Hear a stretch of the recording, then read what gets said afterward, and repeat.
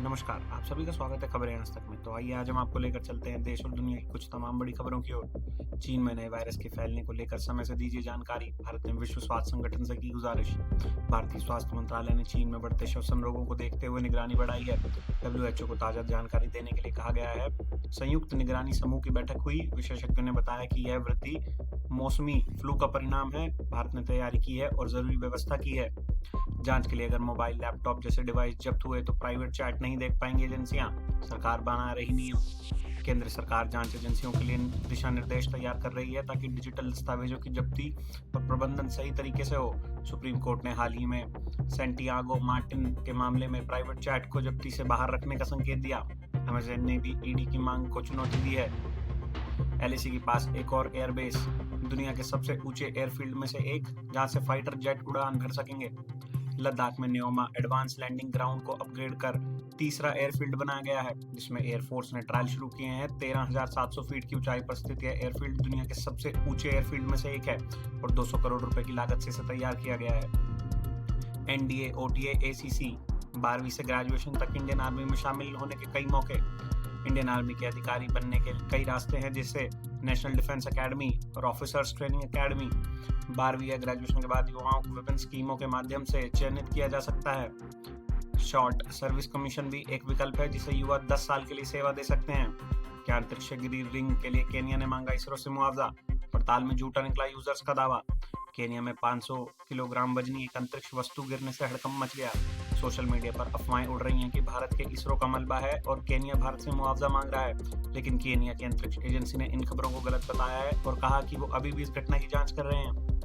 Middle east ही नहीं, इस साल एशिया महाद्वीप में दिखेगी हलचल। भारत के पड़ोसी मुल्कों की बदल रही तस्वीर, टेंशन वाली बात। पाकिस्तान और अफगानिस्तान में तनाव और हिंसा बढ़ रही है। बांग्लादेश में कट्टरपंथी ताकतों का उभार भी हो रहा है और भारत की चिंताएं बढ़ गई हैं। पाकिस्तान और बांग्लादेश की करीबी बढ़ रही है और चीन का रुख इस संघर्ष में खास ध्यान देने योग्य होगा।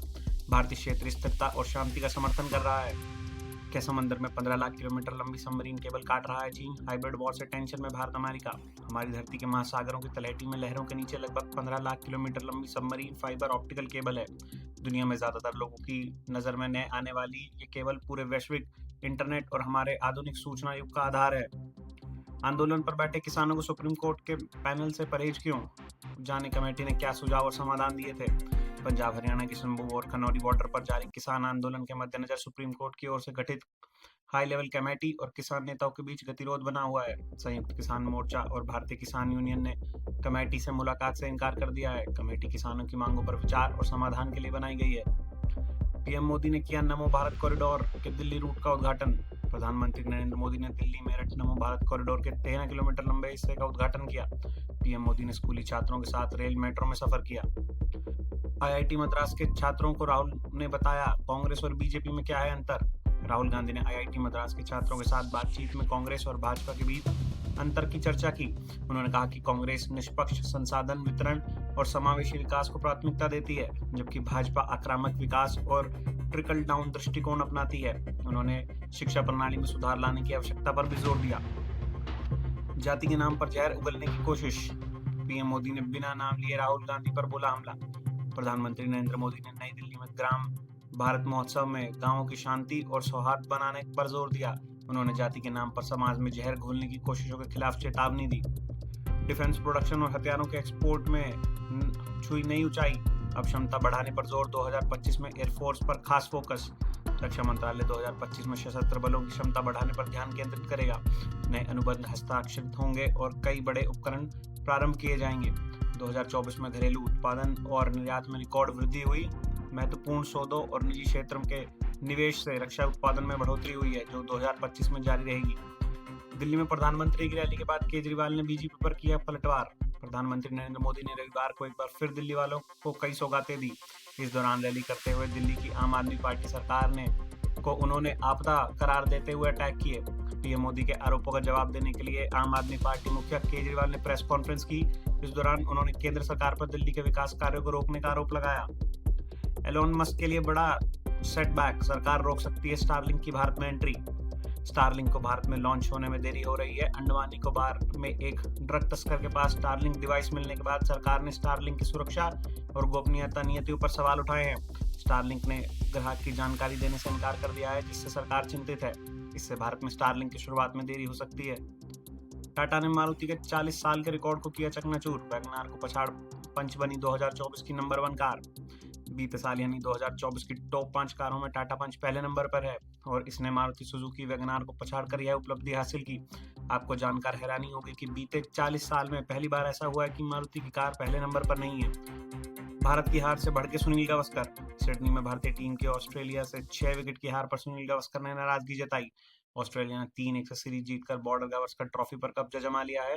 इस हार के साथ ही भारत गावस्कर सिडनी टेस्ट के बाद काफी गुस्से में नजर आए। थल सेना, नौसेना और वायुसेना पाकिस्तान कैसे कर रहा फौज को अपग्रेड। पाकिस्तान की सेना देश की राजनीति का एक महत्वपूर्ण घटक बनी हुई है, लेकिन अर्थव्यवस्था के कमजोर होने के बावजूद एक चीज जो रुकी नहीं है वह है देश का सैन्य आधुनिकीकरण। पाकिस्तान नौसेना क्षेत्र से लेकर पाकिस्तानी वायुसेना तक आधुनिकीकरण का तेज कार्यक्रम चल रहा है, जिसे निशाने पर भारत है। Bharat, Japan, Philippines, Indo Pacific में हथियारों की होड़। ट्रंप की ताजपोशी से पहले टेंशन में चीन को डर है कि डोनाल्ड ट्रंप के अमेरिका का राष्ट्रपति बनने से इंडो पैसिफिक में हथियारों की दौड़ तेज हो सकती है। ट्रंप ने पहले ही ऐलान किया हुआ है कि उनके निशाने पर रूस से ज्यादा चीन है। इंडो पैसिफिक में भारत, जापान, फिलीपींस और ऑस्ट्रेलिया के साथ चीन का पुराना विवाद है। रूस की लंबी दूरी के रणनीतिक बम वर्षक। दुनिया में कहीं भी परमाणु हमला कर सकते हैं ये विमान। रूस ने हाल ही में लंबी दूरी के विमान बल के गठन की 110वीं वर्षगांठ मनाई है। ये वर्तमान में रूस के स्पेशल मिलिट्री ऑपरेशन में महत्वपूर्ण योगदान दे रहे हैं। हर साल 23 दिसंबर को रूसी एरोस्पेस बलों का लंबी दूरी का विमान दिवस मनाया जाता है। ये लॉन्ग रेंज एविएशन फोर्स रूसी न्यूक्लियर ट्रायड का हिस्सा है। कश्मीर आज का दिन नहीं भूल सकता। पाक पीएम शहबाज शरीफ का बड़ा ऐलान, दुनिया से भारत को घेरने की अपील। पाकिस्तान के प्रधानमंत्री शहबाज शरीफ ने एक बार फिर कश्मीर के मुद्दे पर बयान दिया है। शरीफ ने कहा कि पाकिस्तान हमेशा कश्मीर के लोगों के आत्मनिर्णय के अधिकार के लिए अपना समर्थन देना जारी रखेगा। उन्होंने इस दौरान संयुक्त राष्ट्र के 1949 के प्रस्ताव पर भी बात की। शेख हसीना भारत में कब तक रहेंगी? बांग्लादेश की इस मांग के बाद अब आगे की रणनीति कैसी होगी? बांग्लादेश में बीते साल हालात बिगड़ने के बाद शेख हसीना भारत आ गई थी। अब बांग्लादेश की मौजूदा सरकार ने उनके प्रत्यार्पण की मांग उठाई है। हालांकि इस पर भारत रणनीति कैसी होगी ये अभी स्पष्ट नहीं हुआ है। एक्सपर्ट्स के मुताबिक बांग्लादेश की घरेलू राजनीति के चलते द्विपक्षीय संबंधों की असहजता जारी रहेगी। दिल्ली एनसीआर में बारिश की संभावना और बढ़ेगी ठंड। उत्तर भारत में जारी शीतलहर। दिल्ली और एनसीआर में रविवार को बारिश की संभावना है। नोएडा, गाजियाबाद, गुरुग्राम और फरीदाबाद में हल्की से मध्यम बारिश हो सकती है। मौसम विभाग ने घने कोहरे का अलर्ट जारी किया है। हिमाचल प्रदेश में शिमला समेत अन्य राज्यों में बर्फबारी और कड़ाके की ठंड का अनुमान है। इसी प्रकार की देश और दुनिया की तमाम बड़ी खबरें जानने के लिए हमारे साथ बने रहें और देखते रहें खबरें आज तक।